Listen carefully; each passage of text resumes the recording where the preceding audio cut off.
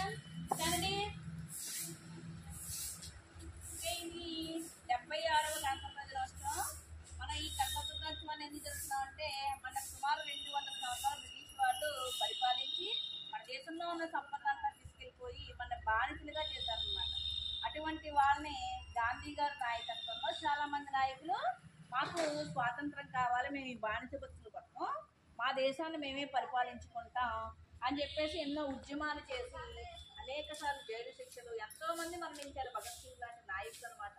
అటువంటి నాయకుల పోరాటం ఫలితంగా బ్రిటిష్ వాళ్ళు ఇంకేం చేశారు, 1947 ఆగస్టు 14వ తేదీన పాకిస్తాన్ వాళ్ళకి వాళ్ళ దేశాన్ని ఇచ్చి మనకి 15వ తేదీ మర్నాడు మనకి స్వాతంత్రం ఇచ్చారు. కానీ స్వాతంత్రం ఇచ్చారు కానీ పూర్తి అధికారం మనకు అందివ్వలేదు. ఆ పూర్తి అధికారాన్ని జనవరి 26వ తేదీన ఇచ్చారు.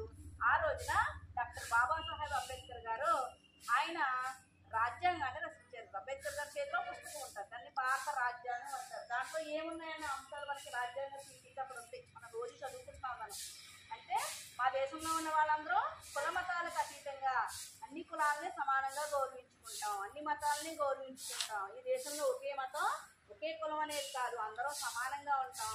తప్పు చేస్తే ఎవరికైనా ఒకే శిక్ష విధిస్తామని చెప్పేసి మన దేశాన్ని సర్వసత్తాక సామ్యవాద ప్రజాస్వామ్య లౌకిక రాజ్యం అంటారు. అంటే మన దేశంలో ఉన్న వాళ్ళు ఏ మతాన్నైనా ఆచరించుకోవచ్చు. అక్కడ హిందూ అవ్వచ్చు, అక్కడ ముస్లిం మతం తీసుకోవచ్చు, క్రైస్తవ మతం, ఎవరిష్టం వాళ్ళదనమాట. అటువంటి లౌకిక రాజ్యాన్ని స్థాపించడానికి, ఆ రాజ్యాంగాన్ని రచించడానికి 11 సంవత్సరాలు పట్టింది.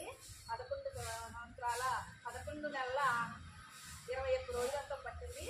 ఆ స్వాతంత్రాన్ని అనంతరం ఆ రాజ్యాంగం ప్రకారం మనం పరిపాలించుకుంటున్నాం అనమాట. అటువంటి రాజ్యాంగం ఈ రోజున అమల్లోకి వచ్చింది కాబట్టి దీన్ని మనం గణతంత్ర రాజ్యం రిపబ్లిక్ డేగా జరుపుకుంటున్నాం. మరి ఇది తెలియడం కోసం, ఆ నాయకులందరి గురించి తెలియడం కోసం ప్రతి సంవత్సరం ప్రతి కార్యాలయంలోనూ ఆ కార్యాలయ అధిపతి ఎవరుంటే వాళ్ళు జెండాను ఎగరవేయాలి. మరి ఆగస్టు 15 రోజున జెండా ఎవరు ఎగరేస్తారంటే ప్రధానమంత్రి గారు ఎగరేస్తారు, అలాగే మనకి చైర్మన్ గారు ఎగరేస్తారు. అది మరి జనవరి 26 మనకి ఆ రోజు రాష్ట్రపతి గారు ఎగరేస్తారన్నమాట. అర్థమైందా? ఆగస్టు 15 జెండా అయితే కింద కట్టి కింద నుంచి పైకి లాగుతారు. అది జనవరి 26 అయితే పైన కట్టి జస్ట్ ఓన్లీ పై నుంచే లాగుతారు అనమాట. అటు తేడా కూడా ఉంది. ఇదనమాట ఈ విషయం. ఓకేనా? అదే